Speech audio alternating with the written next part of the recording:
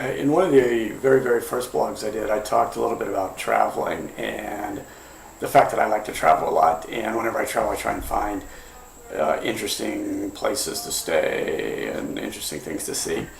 And recently, I was traveling a lot, and I was in Scottsdale for the night, and there was a hotel there I wanted to check out, and which it was actually a lot of fun. It's one of those places that probably wouldn't appeal to a lot of people, but it was a lot of fun.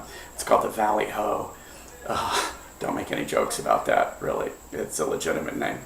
But it is a classic desert Southwest resort type hotel that's been redone almost a little too much, but I mean you can take too much of a good thing and overdo it, but at some point that's kind of maybe what the 50s and 60s was about, was just this overdoing of everything. But I wanted to go on a little tour of this hotel, but whenever I do go someplace to a city or something, if I don't have a favorite place to stay, I hate to admit this, but I'll actually Google something like cool hotels in Seattle, cool hotels in Pittsburgh, or trendy cool hotels or something, and it will get you out of the W's and the other kind of mainstream type hotels into some one-offs that are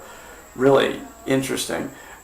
This one just was, for the price, was actually very inexpensive, and it was one of those places I always like to walk into a hotel, and one, it makes me feel comfortable because it reminds me of where I live, and you walk in and you just smile when you walk into the room. Whenever you do that, you just know you're going to be comfortable there. So take you on a real quick tour here of some of the things in this hotel. This is the main outside of the approach to the hotel, which is interesting because it actually faces away from the main street. The tower itself, if you look at these balconies, we're going to come back to that in a little bit, but just kind of look at the different colors on the balconies, and I'll explain that in a second. Coming into the lobby, this is where I said it's borderline overdone, because you look at this and it's got all this Frank Lloyd Wright detail, but then it's got everything else from mid-century. The gardens, again, you look back at the building and you see typical mid-century in the roof lines, but then you have this Frank Lloyd Wright railing, and one of my favorite little things were these stairs and the low two-story wings, where you could never build this nowadays because it just doesn't conform to code for a lot of reasons, the open treads and the spacing in the rails and everything. But again, very, very frank looking.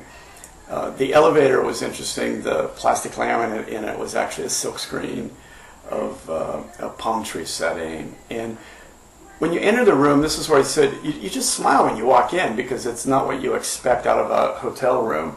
And they just did so much stuff right here. It's kind of amazing. Their use of mirrors is just does everything it should. It creates additional views and vistas within the room and gives you an expanded sense of space. The lighting works daytime, nighttime. Some of the little tricks. Look at the picture in the mirror. It's a half of a picture that's crammed against a mirror, so you get a full picture out of it. The rooms are big. There's a king-size bed in the room. When you look back, look at the glass portion to the right there. That's actually the bathroom behind the glass. And the whole corner of it is framed with a glass door. And when you go into the bathroom, it means you've got just a ton of natural light in the bathroom, which is something you really don't find in hotel bathrooms. But the tub is against the wall with all the windows, and it's just got a tremendous amount of natural light in it. This is the balcony, and I said, remember when you looked at the outside of the building, there were these colored portions on the outside of the tower. It's this tile that's on the balconies, and this is a close-up of the tile, which just is a fun mix of things. And then you look out. I happen to be on the pool side, so you looked out into the pool grounds below, which was, again, kind of interesting and a nice view to look out onto it. But staying here, I kind of went back to the idea of, Las Vegas was kind of founded on the resort, desert resort type hotels, motels, and granted it had gaming and shows and entertainment, a few different things, but when you look at the original Desert Inn and Flamingo, they were all about the resort lifestyle, and that's apparently kind of changed quite a bit from what it was, good, bad, or indifferent. And most of those have disappeared. With the remodel of the Tropicana, I know they're trying to save some of that. But when you walk into a quote-unquote resort like City Center, it just does not even begin to compare with a property like some of the things in Scottsdale or Palm Springs. Even when you walk into the Wynn, you don't have that feeling at all.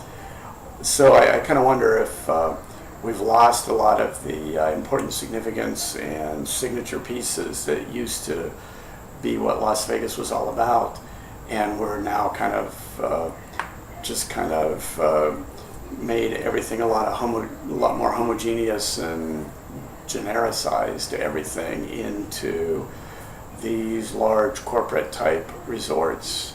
I know it's to attract a different type of people and everything, and to make people spend money in different ways. But you look back at it and you go, wow, this really made you feel like you were on a vacation or you were someplace special when you went through a resort like this, and you really had this feel of luxury and openness and something that most people didn't have in the suburbs back then. So it's unfortunately the fact that they're gone in Las Vegas are not going to be recreated very easily, and hopefully the other cities can hang on to these as long as they can and preserve some of this. So if you get a chance, go to it, the Valley Ho in Scottsdale, and again, just Google something like cool trendy hotels wherever you want to go, and you'll come up with some fun places.